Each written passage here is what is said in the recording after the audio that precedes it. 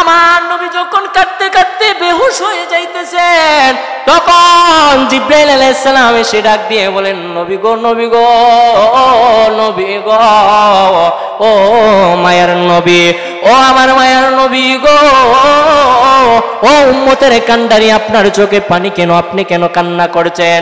আপনার কি বাবার কথা মনে হয়েছে? আমার নবী বলেন, না রে জিবরাইল, না।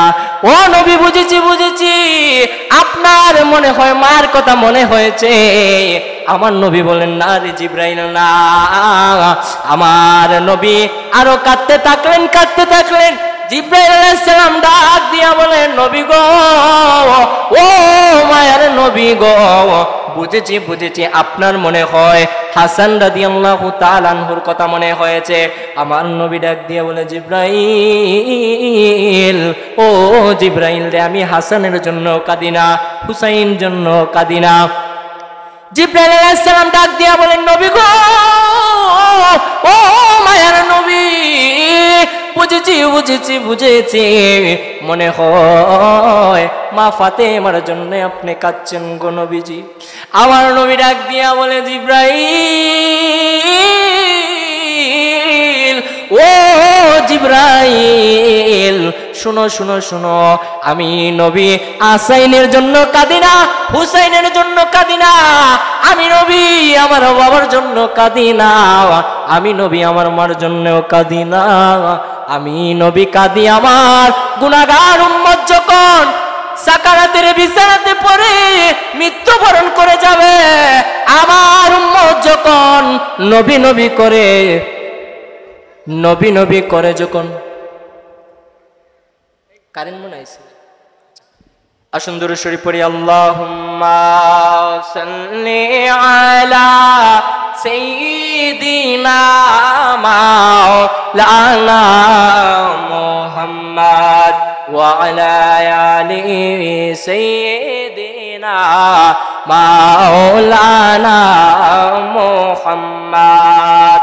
তো এই ফাঁকে আমার একজন ভাইজান একটি গজল রিকোয়েস্ট করেছেন, ইনশাল্লাহ আমি লিখবো চিঠি, ইনশাল্লাহ পরবর্তীতে গাওয়ার চেষ্টা করব।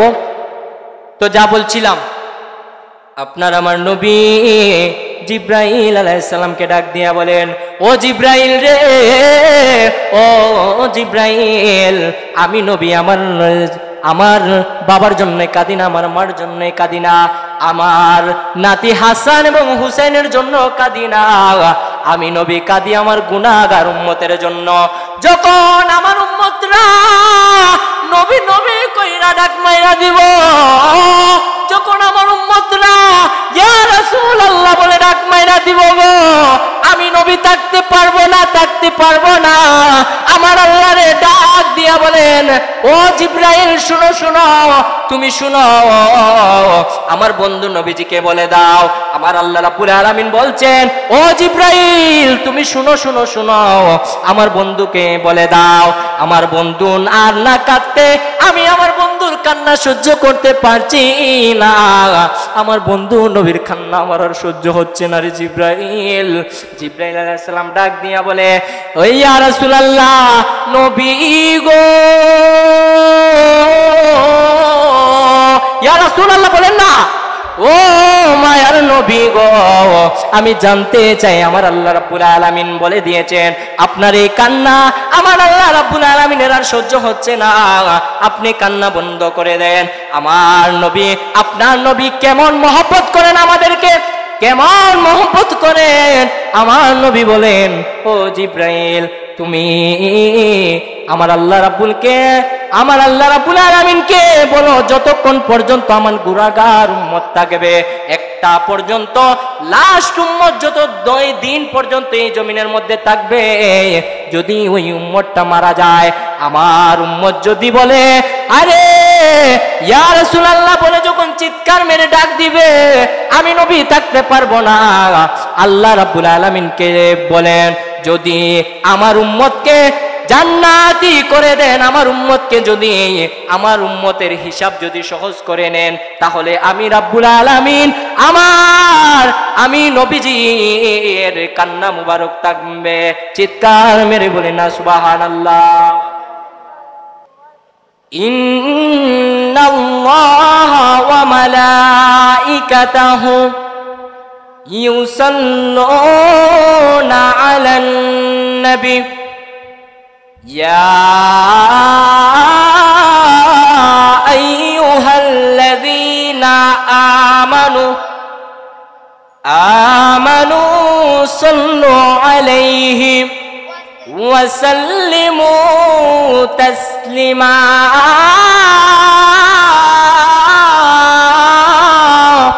আল্লাহু আকবার। আমার আল্লাহ রাব্বুল আলামিন পবিত্র কুরআনুল কারীমের মধ্যে ইরশাদ করে দিয়েছেন, ইন্নাল্লাহা, নিশ্চয় আমি আল্লাহ তাআলা, ওয়া মালাইকাতাহু, এবং ফেরেশতাগণ, ইউসাল্লুনা আলান নবী, আমার আল্লাহ রাব্বুল আলামিনের গুম নাই, কাবার নাই। আমার আল্লাহ রাব্বুল আলামিনকে যদি জিজ্ঞাসা করেন, ও আল্লাহ আপনি কি করেন, আপনার গুমও নাই, কাবারও নাই, আপনার নির্দাও নাই, আপনার কোনো কাজও নাই, আপনি সারা দিন কি করেন, সারা রাত কি করেন? আমার আল্লাহ রাব্বুল আলামিন পবিত্র কুরআনুল কারীমের মধ্যে এর জবাব দিয়ে দিয়েছেন। আমার আল্লাহ রাব্বুল আলামিন বলেন, ইন্নাল্লাহা ওয়া মালাইকাতাহু ইউসাল্লুনা আলান নবী, আমি আল্লাহ সারা দিন, শুধু আমি আল্লাহ নয়, আমার ফেরেশতাগণকে নিয়ে আমি আল্লাহ রাব্বুল আলামিন, আমি বন্ধু, আমার বন্ধু নবী হাবিবের উপর দুরূদ শরীফ পড়ে চিৎকার মেরে বলেন না সুবহানাল্লাহ। তারপরে আমার আল্লাহ রাব্বুল আলামিন বলেন, ইয়া আইয়ুহাল্লাযীনা আমানু, হে ঈমানদারগণ। আমার আল্লাহ রাব্বুল আলামিন জানেন বেঈমানরা আমার নবীর উপর দুরূদ শরীফ পড়বে না, কথা বলেন ঠিক কি না? আমার আল্লাহ রাব্বুল আলামিন জানেন কাফেররা আমার নবীর উপর দুরূদ শরীফ পড়বে না। আমার আল্লাহ রাব্বুল আলামিন ইচ্ছা করলে এখানে বলতে পারতেন, ইয়া আইয়ুহান নাস, হে মানব জাতি, হে মানুষগণ। আমার আল্লাহ রাব্বুল আলামিন ইচ্ছা করলে এখানে বলতে পারতেন, ইয়া আইয়ুহাল কাফিরুন, হে কাফেরগণ। কিন্তু না, আমার আল্লাহ রাব্বুল আলামিন এই কানের মধ্যে বলেছেন, ইয়া আইয়ুহাল্লাযীনা আমানু, হে ঈমানদারগণ, তোমরা জানি তোমরাই একমাত্র নবীর উপর দুরূদ শরীফ পড়বে। হে ঈমানদারগণ, তোমরা আমার নবীর উপর দুরূদ শরীফ পড়ো। দুরূদ শরীফ পড়লে কি লাভ হবে? দুরূদ শরীফ পড়লে আমার আল্লাহ রাব্বুল আলামিন আপনার আমার আমলনামার মধ্যে 10টি সওয়াব, 10টি নেকির আমলনামার মধ্যে দান করে দেন। চিৎকার মেরে বলি না সুবহানাল্লাহ।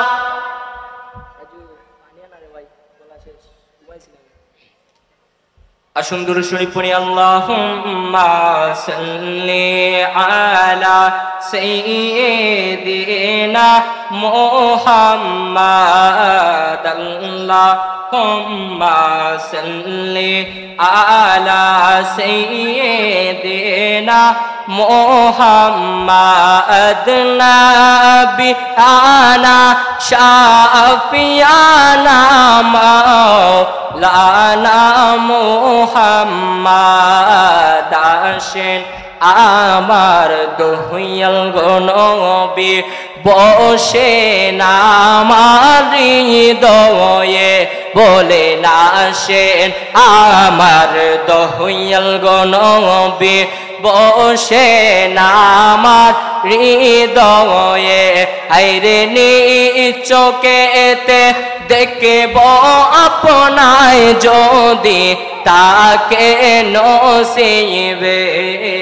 আল্লাহুম্মা সাল্লি আলা সাইয়্যিদিনা মুহাম্মাদ, নাবিয়ানা শাফিয়ানা মাওলানা মুহাম্মাদ, লা ইলাহা ইল্লাল্লাহু মুহাম্মাদুর রাসূলুল্লাহ সাল্লাল্লাহু তাআলা আলাইহি ওয়াসাল্লাম।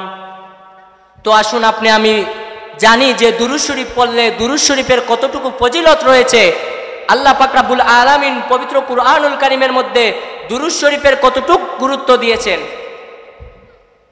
একদিন এক ভিক্ষুক রাসূল করিম সাল্লাল্লাহু আলাইহি ওয়াসাল্লামের হযরত আলী রাদিয়াল্লাহু তাআলা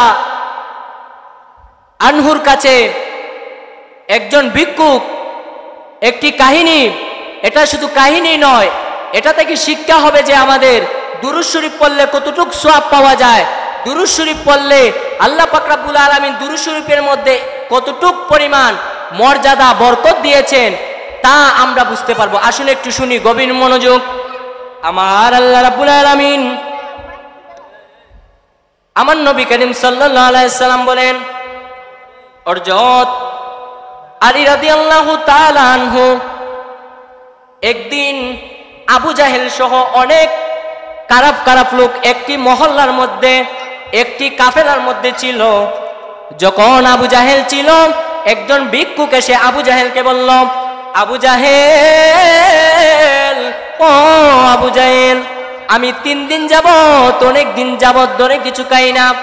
ও আবু জাহেল, শুনো শুনো শুনো, আমাকে কিছু ভিক্ষা দাও আল্লাহর হস্তে, আমাকে আল্লাহর হস্তে কিছু দাও, যেটা দিয়ে আমি ভক্ষণ করতে পারবো, যেটা দিয়ে আমি খেতে পারবো। আবু জাহেল বলে, আবু জাহেল টাটকা মস্করা করে তাকে পাঠিয়ে দিল আলী রাদিয়াল্লাহু তাআলা আনহুর কাছে। বলে, ও ভিক্ষুক, শুনো শুনো শুনো, ওই দেখা যায় মিম্বরের কাছে গিয়ে দেখো আলী রাদিয়াল্লাহু তাআলা আনহু এখানে আছে। আলী রাদিয়াল্লাহু তাআলা আনহু অনেক বেশি বেশি দান সদকা করেন, অনেক বেশি বেশি দান সদকা করতে ভালোবাসেন। এই লোকটা, এই ফকিরটা ছিল এই এলাকার মধ্যে নতুন। যখন ওই এলাকার মধ্যে ওই লোকটা গেল, তখন আলী রাদিয়াল্লাহু তাআলা আনহুর কাছে গিয়ে বলল, ও আলী রাদিয়াল্লাহু তাআলা আনহু, শুনো শুনো শুনো, আমার অনেক দিন যাবত কিছু খাই না, আমি ক্ষুধায় ক্লান্ত হয়ে গেছি, আমার পেটের মধ্যে কিছু নাই। তখন আলী রাদিয়াল্লাহু তাআলা আনহুর মায়া লেগে গেল, দয়া লেগে গেল। আলী রাদিয়াল্লাহু তাআলা আনহুর কাছে কোনো কিছু দেওয়ার মতন ছিল না। আলী রাদিয়াল্লাহু তাআলা আনহু ডাক দিয়া বলেন, ও ভিক্ষুক, এমন একটি সময় আইলাই, আমার কাছে কিছু নাই, আমার কাছে তোমাকে দেওয়ার মতন কিছু নাই। তখন আলী রাদিয়াল্লাহু তাআলা আনহু কি করলেন, বললেন যে আমি তো এখন ওনাকে খালি হাতেও ফিরিয়ে দিতে পারবো না, আমার কাছে যেহেতু এসেছেন আমি তো ওনাকে খালি হাতেও ফিরিয়ে দিতে পারবো না। তখন আলী রাদিয়াল্লাহু তাআলা আনহু ওনাকে কি করলেন, বললেন, ও ভিক্ষুক, তোমার হাতগুলো আমার সামনে পাতো। ওই ভিক্ষুক আলী রাদিয়াল্লাহু তাআলা আনহুর কথা মতো ওনার হাতগুলি ওনার সামনের মধ্যে দিলেন। হাতগুলি সামনের মধ্যে দেওয়ার পর উনি কি যেন পড়তে শুরু করে দিলেন, কি যেন একটি পরে ওনার হাতের মধ্যে একটি ফু দিলেন।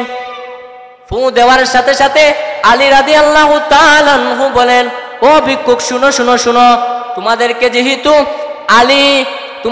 যেহেতু আমি আলী রাদিয়াল্লাহু তাআলা আনহুর কাছে আবু জাহেল পাঠিয়েছে, তোমরা যাও যাও যাও, তোমরা আলী রাদিয়াল্লাহু তাআলা আনহুর কাছে গিয়ে এই মুষ্টিটা খুলবে না, এই মুষ্টির মধ্যে যা কিছু দিয়েছি না কেন, আমি যা কিছু ফু দিয়ে দিয়েছি, তোমরা এই মুষ্টিটা খুলবে না, একদম গিয়ে আবু জাহেলের কাছে এই মুষ্টিটা খুলবেন। ভিক্ষুক বলল, আচ্ছা ঠিক আছে। ভিক্ষুক এমনি ভাবে চলতে চলতে চলতে চলতে যখন আবু জাহেলের কাছে গেল, আবু জাহেল ডাক দিয়া বলে, ও ভিক্ষুক গো, ও ভিক্ষুক, তোমাকে আলী রাদিয়াল্লাহু তাআলা আনহু কি দিয়েছেন?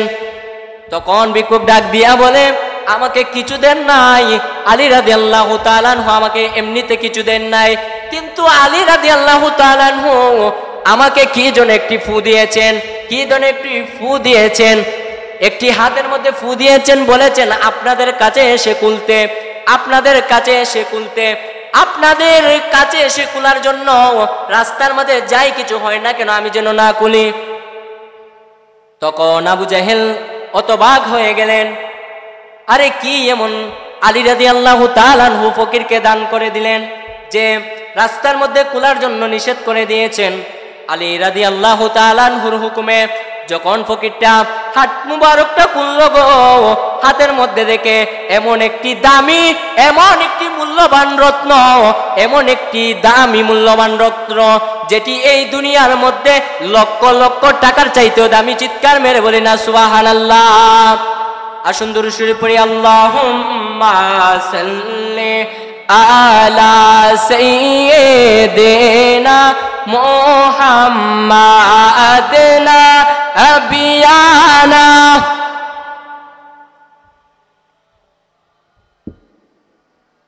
মোহাব্বতে পড়ুন নাবিয়ানা শাফিয়ানা মাওলানা মুহাম্মদ। সম্মানিত উপস্থিতি, যা বলতে চেয়েছিলাম, যখন ওই ফকিরটা হাত মুবারক খুললো, হাত মুবারক খোলার সাথে সাথে দেখতে পারলো এমন একটি মূল্যবান রত্ন ওনার হাতে হয়েছে। তিনি হতবাক হয়ে গেলেন, আবু জাহেল হতবাক হয়ে গেল। আবু জাহেলের যত কাফিরগণ, আবু জাহেলের যত সঙ্গী বর্গ ছিল, সবাই হতবাক হয়ে গেল। আহারে, কি এমন ফু দিয়েছেন, কি পরে এমন ফু দিয়েছেন যে আল্লাহর রহমতে এমন দামি একটি মুর্দা চলে আসলো হাতের মধ্যে। সবাই হতবাক যখন হয়ে গেল, সবাই একটা মনের মধ্যে একটা কাকুতি মিনতি এসে পড়লো। সবার একটা মনের মধ্যে একটি প্রশ্ন জেগে গেল, আরে কে এমন ফু দিয়েছেন যে ফুর কারণে আজ এই ফকিরের হাতের মধ্যে এত দামি একটি মুর্দা। যখন এই প্রশ্নটা ওনাদের মধ্যে জাগলো, তখন তারা কি করলেন? তখন তারা গিয়ে হযরত আলী রাদিয়াল্লাহু তাআলা আনহুর কাছে যেতে লাগলেন। আলী রাদিয়াল্লাহু তাআলা আনহুর কাছে গিয়ে বলেন, ও আলী, ও আলী, তুমি কি এমন পরে ফু দিয়েছো যার কারণে এত দামি মুর্দা, এত দামি গহনা, এত দামি লক্ষ লক্ষ টাকার মুর্দা ওনার হাতের মধ্যে, এই ভিক্ষুকের হাতের মধ্যে চলে আসলো?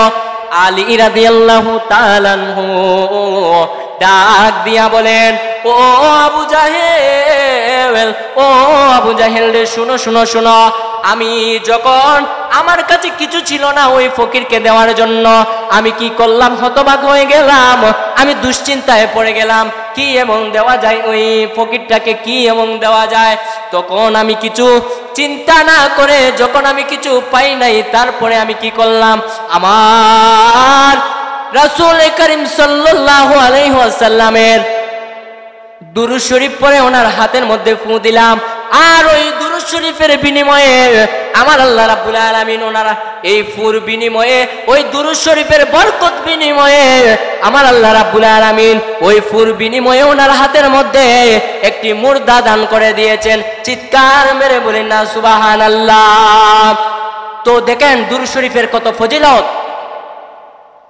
যেই ফকির তিন বেলা কিছু খেতে পারে না, আলী রাদিয়াল্লাহু তাআলা আনহুর কাছে গিয়ে যখন আরজ করলো, ও আলী, আমাকে কিছু খাবারের জন্য দাও, তখন আলী রাদিয়াল্লাহু তাআলার কাছে কিছু নাই, কিছু বলতে কিছুই নাই। তখন আলী রাদিয়াল্লাহু তাআলা চিন্তিত হয়ে পড়লেন যে কি এমন দেওয়া যায়। ওই ফকিরটা তো আমার কাছে এসেছে একটি আশা নিয়ে, যদি ওই ফকিরটাকে আমি ফিরিয়ে দেই তাহলে ওই ফকিরটা মনের মধ্যে কষ্ট পাবে, আঘাত পাবে, তার জন্যে আমি ওই ফকিরটাকে ফিরিয়ে দিতে পারলাম না। ওই ফকিরটাকে আমি আমার নবীজির মহব্বতে দুরূদ শরীফ পড়ে যখন দিয়েছি, দিতে দেরি হয়েছে, ঠিক দিতে যতটুক দেরি হয়েছে আল্লাহ রাব্বুল আলামিন সাথে সাথ ওই দুরূদ শরীফকে আল্লাহ রাব্বুল আলামিন মুর্দা হিসেবে কবুল করে দিয়েছেন। চিৎকার মেরে বলি সুবহানাল্লাহ। তো বুঝেন দুরূদ শরীফের কত ফজিলত। কিন্তু আমরা যখন দুরূদ শরীফ পড়ি, অনেকে মনোযোগ থাকে না দুরূদ শরীফের মধ্যে। কিন্তু দুরূদ শরীফের এত বড় ফজিলত, যদি আমরা খাস নিয়তে দুরূদ শরীফ একবার আদায় করি, আল্লাহ পাক রব্বুল আলামিন আমাদের আমলনামা থেকে 10টি গুনাহ কাটে এবং 10টি আমলনামার মধ্যে সওয়াব লিখে দেন। চিৎকার করে সুবহানাল্লাহ। তো আল্লাহ রাব্বুল আলামিন যেন আমাদেরকে বেশি বেশি দুরূদ পাঠ করার মতন তৌফিক দেন। আপনি আমি সবাই বলে আমিন। আপনি আমি সবাই বলে আমিন। সবাই চিৎকার করে বলেন আমিন। আল্লাহ রাব্বুল আলামিন পবিত্র কুরআনুল কারীমের মধ্যে বলেন, ওয়া মিনান নাসি মান ইয়াকুলু আমান্না বিল্লাহি ওয়া বিল ইয়াউমিল আখির ওয়া মা হুম বিমুমিনিন। আমার আল্লাহ রাব্বুল আলামিন বলেন, ও বন্ধু বন্ধু বন্ধু, শুনো শুনো শুনো, এই দুনিয়ার মধ্যে এমন লোক থাকবে, এমন মানুষ থাকবে যারা বলবে, ওয়া মিনান নাসি মান ইয়াকুলু, যারা বলবে আমি আল্লাহর উপর ঈমান এনেছি, ওয়া বিল ইয়াউমিল আখির, তারা বলবে আমি আখিরাতের উপর ঈমান এনেছি। ওয়া মা হুম বিমুমিনিন, কিন্তু তারা মুমিন নয়, মুমিন নয়, মুমিন নয়। এখন যদি আল্লাহ পাক রব্বুল আলামিনকে প্রশ্ন করেন, ও আল্লাহ, তারা তো আপনার উপর ঈমান এনেছে এবং মৃত্যুর পরে যে আবার পুনরায় জীবিত হবে আখিরাতের উপর বিশ্বাস এনেছে, কিন্তু কেন তারা মুমিন নয়? আমার আল্লাহ রাব্বুল আলামিন উত্তরে বলেন, যারা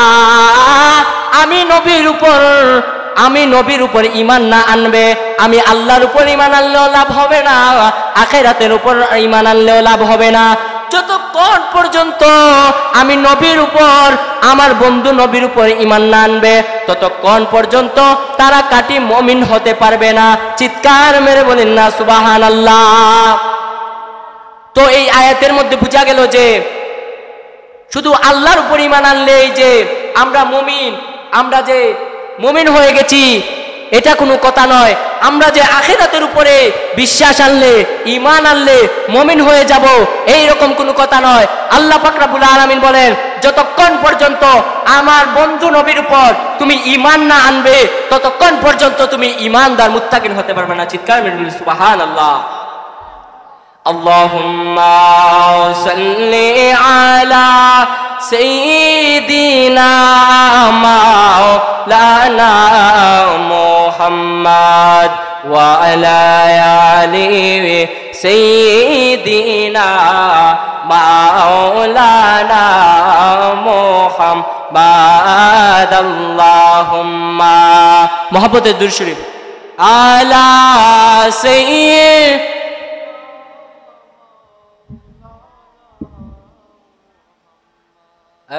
وعلى آل سيدنا লানা মুহাম্মদ। সম্মানিত উপস্থিতি, আল্লাহ পাক রব্বুল আলামিন যেহেতু ঘোষণা করে দিয়েছেন যে তোমরা যতক্ষণ পর্যন্ত আমার নবীর উপরে ঈমান না আনবে, ততক্ষণ পর্যন্ত কাটি মুমিন হতে পারবে না। তো আসুন আমরা ওই নবীজির মহব্বত কেমন, আসুন একটি জেনে নেই। ওই নবীজি কেমন প্রেমিক ছিলেন উম্মতের জন্য, ওই নবীজি কেমন পাগল ছিলেন উম্মতের জন্য, যেই নবী মার জন্য কাঁদেন নাই, বাবার জন্য কাঁদেন নাই। একদিন আমার নবী, আপনার নবী কাঁদতে কাঁদতে কাঁদতে কাঁদতে বেহুশ হয়ে যাচ্ছেন। আমার নবী যখন কাঁদতে কাঁদতে বেহুশ হয়ে যাইতেছেন, তখন জিবরাইল আলাইহিস সালাম এসে ডাক দিয়ে বলেন, নবী গো, নবী গো, নবী গো, ও মায়ার নবী, ও আমার মায়ার নবী গো, ও উম্মতের কান্ডারি, আপনার চোখে পানি কেন? আপনি কেন কান্না করছেন? আপনার কি বাবার কথা মনে হয়েছে? আমার নবী বলেন, না রে জিবরাইল, না। ও নবী, বুঝেছি, আপনার মনে হয় মার কথা মনে হয়েছে। আমার নবী বলেন, না রে জিবরাইল, না। আমার নবী আরো কাঁদতে থাকলেন। জিবরাইল আলাইহিস সালাম ডাক দিয়া বলেন, নবী গো, ও মায়ার নবী গো, বুঝেছি, আপনার মনে হয় হাসান রাদিয়াল্লাহু তাআলা আনহুর কথা মনে হয়েছে। আমার নবী ডাক দিয়ে বলে, জিবরাইল, ও জিবরাইল রে, আমি হাসানের জন্য কাঁদি না, হুসাইন জন্য কাঁদি না। জিবরাইল আলাইহিস সালাম ডাক দিয়া বলেন, নবী গো, ও মায়ার নবী, বুঝেছি, মনে হয় মা ফাতেমার জন্য আপনি কাঁদছেন গো নবীজি। আমার নবী ডাক দিয়া বলে, জিবরাইল, ও জিবরাইল, শুনো, আমি নবী আসাইনের জন্য কাঁদি না, হুসাইনের জন্য কাঁদি না। আমি নবী আমার বাবার জন্য কাঁদি না, আমি নবী আমার মার জন্যও কাঁদি না। আমি নবী কাঁদি আমার গুনাহগার উম্মত যখন সাকারাতের বিছানাতে পড়ে মৃত্যুবরণ করে যাবে, আমার উম্মত যখন নবী করে যখন কারেন্ট মনে আছে। আসুন দুরূদ শরীফ পড়ি। আল্লাহুম্মা সাল্লি আলা সাইয়্যিদিনা মাওলানা মুহাম্মদ ওয়া আলা আলি সাইয়্যিদিনা মাওলানা মুহাম্মদ। মুহাম্মাদ। তো এই ফাঁকে আমার একজন ভাইজান একটি গজল রিকোয়েস্ট করেছেন, ইনশাল্লাহ আমি লিখবো চিঠি, ইনশাল্লাহ পরবর্তীতে গাওয়ার চেষ্টা করব। তো যা বলছিলাম, আপনার আমার নবী জিব্রাইল আলাইহিস সালামকে ডাক দিয়া বলেন, ও জিব্রাইল রে, ও জিব্রাইল, আমি নবী আমার বাবার জন্য কাঁদি না, আমার মার জন্য কাঁদি না, আমার নাতি হাসান এবং হুসেনের জন্য কাঁদি না, আমি নবী কাঁদি আমার গুনাহগার উম্মতের জন্য। যখন আমার উম্মতরা নবী নবী কইরা ডাক মাইরা দিব, যখন আমার উম্মতরা ইয়া রাসূলুল্লাহ বলে ডাক মাইরা দিব গো, আমি নবী থাকতে পারবো না, থাকতে পারবো না। আমার আল্লাহরে ডাক দিয়া বলেন, ও জিব্রাইল শুনো শুনো, তুমি শুনো, আমার বন্ধু নবীজিকে বলে দাও। আমার আল্লাহ রাব্বুল আলামিন বলছেন, ও জিব্রাইল তুমি শুনো শুনো শুনো, আমার বন্ধুকে বলে দাও, আমার বন্ধু আর না কাঁদতে, আমি আমার বন্ধুর কান্না সহ্য করতে পারছি না, আমার বন্ধু নবীর কান্না আমার আর সহ্য হচ্ছে না রে জিব্রাইল। জিব্রাইল আলাইহিস সালাম ডাক দিয়া বলে, ও ইয়া রাসূলুল্লাহ, নবী গো, ইয়া রাসূলুল্লাহ বলেন না, ও মায়ার নবী গো, আমি জানতে চাই, আমার আল্লাহ রাব্বুল আলামিন বলে দিয়েছেন আপনার এই কান্না আমার আল্লাহ রাব্বুল আলামিনের আর সহ্য হচ্ছে না, আপনি কান্না বন্ধ করে দেন। আমার নবী, আপনার নবী কেমন মহব্বত করেন আমাদেরকে, কেমন মহব্বত করেন। আমার নবী বলেন, ও জিব্রাইল তুমি আমার আল্লাহ রাব্বুল আলামিনকে বলো, যতক্ষণ পর্যন্ত আমার গুনাহগার উম্মত থাকবে, একটা পর্যন্ত লাস্ট উম্মত যত 2 দিন পর্যন্ত এই জমিনের মধ্যে থাকবে, যদি ওই উম্মতটা মারা যায়, আমার উম্মত যদি বলে আরে ইয়া রাসূলুল্লাহ বলে যখন চিৎকার মেরে ডাক দিবে, আমি নবী থাকতে পারবো না, আল্লাহ রাব্বুল আলামিনকে বলেন যদি আমার উম্মতকে জান্নাতি করে দেন, আমার উম্মতকে যদি আমার উম্মতের হিসাব যদি সহজ করে নেন, তাহলে আমি রাব্বুল আলামিন আমি নবীজির কান্না মুবারক থাকবে। চিৎকার মেরে বলে না সুবহানাল্লাহ।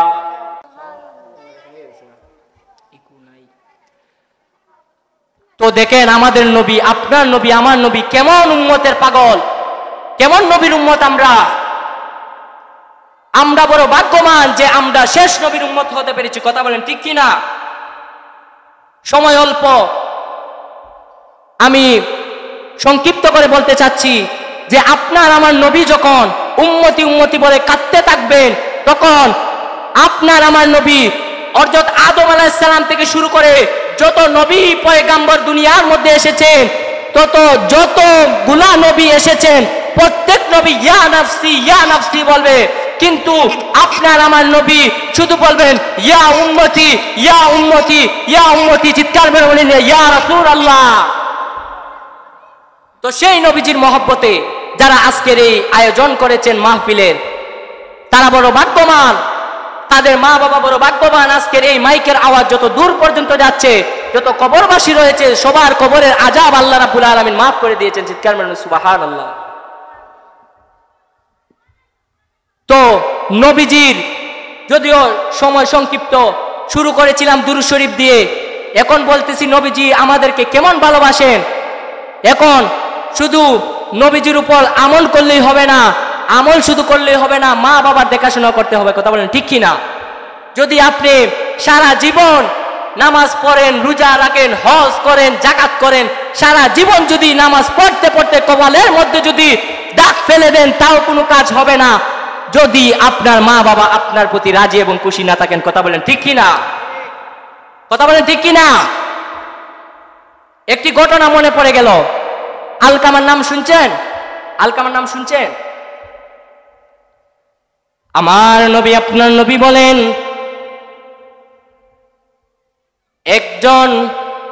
আমার নবীর যুগে একজন যুবক ছিল, যার নাম আলকামা। যে আলকামার দ্বারা আল্লাহ রাব্বুল আলামিনের এমন কোনো কাজ নাই, এমন কোনো ভালো কাজ নাই যে এই আলকামা করে নাই, এমন কোনো কাজ নাই এই ইসলামের মধ্যে যতগুলা বিধান রয়েছে প্রত্যেক বিধানগুলি সে মান্য করেছে। কিন্তু আলকামা একদিন মৃত্যু শয্যার মধ্যে চলে গেল। যখন মৃত্যু শয্যার মধ্যে গেল, ওনার রুহুটা বার হচ্ছে না, অনেক কষ্ট হচ্ছে, সাকরাতের মধ্যে পড়ে গেলেন।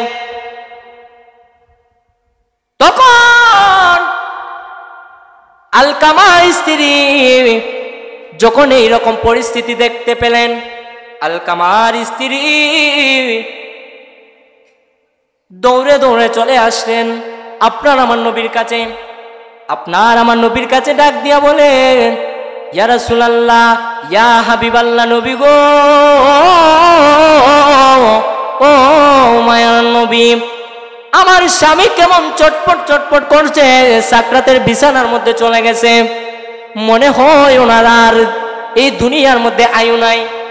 আপনি যদি একটু দেখে আসেন, মনে হয় আমার স্বামীর এই আযাবটা, এই কষ্টটা দূর হয়ে যাবে। তখন আপনার আমার নবী হযরত বেলাল রাদিয়াল্লাহু তাআলা আনহুকে পাঠালেন, হযরত সালমান রাদিয়াল্লাহু তাআলা আনহুকে পাঠালেন, এইভাবে অনেকগুলো সাহাবী হযরত আলী রাদিয়াল্লাহু তাআলা আনহুকেও পাঠালেন। বলেন, ও বেলাল, তুমি যাও যাও আলকামাকে গিয়ে দেখে আসো ওর কি পরিস্থিতি, কি অবস্থায় রয়েছে। যখন আমার আপনার নবীর হুকুমে বেলাল রাদিয়াল্লাহু তাআলা আনহু সাহাবায়ে কেরামদেরকে নিয়ে আলকামার বাড়ির মধ্যে প্রবেশ করলেন, গিয়ে দেখলেন এমন একটি অবস্থা, উনি মৃত্যুর শয্যার মধ্যে চটপট চটপট করতে লাগলেন। যখন মৃত্যু শয্যায় চটপট চটপট করতে লাগলেন, তখন তারা তাদের আলকামাকে কালেমা শরীফ পাঠ করানোর চেষ্টা করছে। আলকামা কালেমা শরীফ পাঠ করতে পারছে না, মুখ দিয়ে লড়াতে পারছে না, মুখ জিহ্বাই বার করতে পারছে না। যখন এই পরিস্থিতি দেখলো, তখন বেলাল রাদিয়াল্লাহু তাআলা আনহুকে পাঠালেন, আলী রাদিয়াল্লাহু তাআলা আনহু। বলেন, ও বেলাল, ও বেলাল রে, তুমি যাও যাও দু জাহানের বাদশা নবীর কাছে যাও, গিয়ে বলো এমনি ভাবে এই অবস্থা। যখন বেলাল রাদিয়াল্লাহু তাআলা আনহু নবী করিম সাল্লাল্লাহু আলাইহি সাল্লামের কাছে গেলেন, বেলাল রাদিয়াল্লাহু তাআলা আনহু ডাক দিয়া বলেন, ইয়া রাসূলুল্লাহ, নবী গো, ও মায়ার নবী গো, আলকামার যেই অবস্থা দেখে আসলাম গো নবী, আলকামার মৃত্যু শয্যার মধ্যে চটপট চটপট করতে লাগলো। ওকে আমরা কালেমা শরীফ পাঠ করাচ্ছি, সে কালেমা শরীফ নসিব হচ্ছে না। তখন আলকামা ডাক দিয়া বলেন, তখন আমার আপনার নবী ডাক দিয়া বলেন, ও বেলাল, শুনো শুনো শুনো, গিয়ে দেখো আলকামার মা কোথায়, আলকামার মাকে গিয়ে আমার কাছে পাঠাও। তা না হলে বলো, আলকামার মা যদি না আসতে পারে, আমি আলকামার মার কাছে যাব। তখন আলকামার মা, যখন আমি সংক্ষিপ্ত করে নিচ্ছি যেহেতু সময় শর্ট, যখন আলকামার মা শুনতে পেল রাসূল করিম দুজাহানের বাদশা নবী কবর পাঠিয়েছেন যাওয়ার জন্যে, তখন আলকামার মা কি করলেন, রাসূল সাল্লাল্লাহু তাআলা আলাইহি সাল্লামের কাছে গেলেন, গিয়ে বলেন, ইয়া রাসূলুল্লাহ, ইয়া হাবিবাল্লাহ, নবী গো, ও মায়ার নবী গো, আমার মা আমার বাবা আপনার কদমের মধ্যে কুরবান গো নবী, ও মায়ার নবী গো, আমার সন্তানটা কেমন চটপট চটপট করতে লাগলো। ইয়া রাসূলুল্লাহ, ইয়া হাবিবাল্লাহ, নবী গো,